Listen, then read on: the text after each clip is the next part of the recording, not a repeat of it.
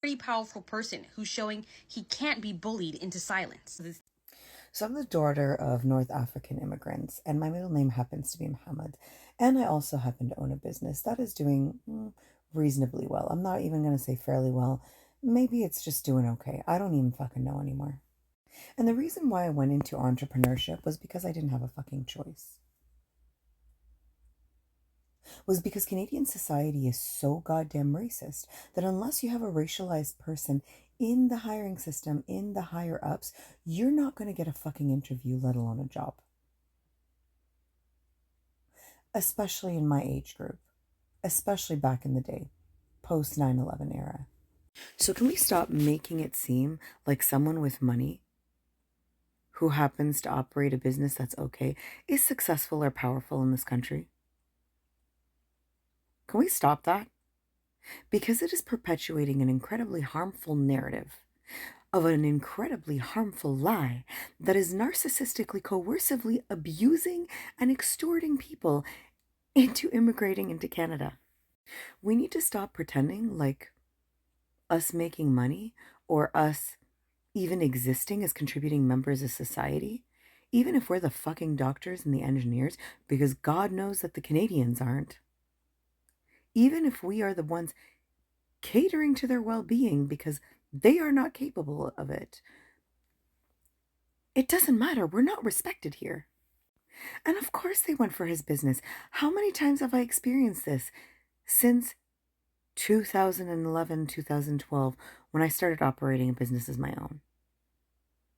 How many times have I gone through smear campaigns? Y'all have seen the ones that I've made public, but y'all haven't seen the ones that I regularly go through on a regular basis, simply for people disagreeing or trying to take advantage of me and me having a backbone and being like, fuck off. So let's stop acting like this is a one-off situation. It's not. This is the fucking standard for any immigrant. So what we should be saying in this video is, imagine if you're this quote-unquote powerful and have this much money and actually get the legal system to sometimes respect your human rights. Imagine that despite that, you're still going to be treated like shit like that. So imagine how it's going to be when you're just starting off.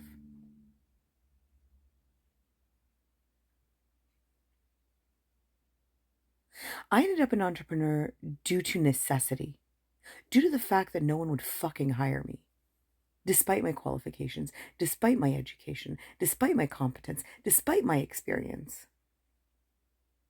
None of that fucking mattered. In a post 9/11 Canada, it didn't matter then and it still doesn't matter now. This is just a reboot.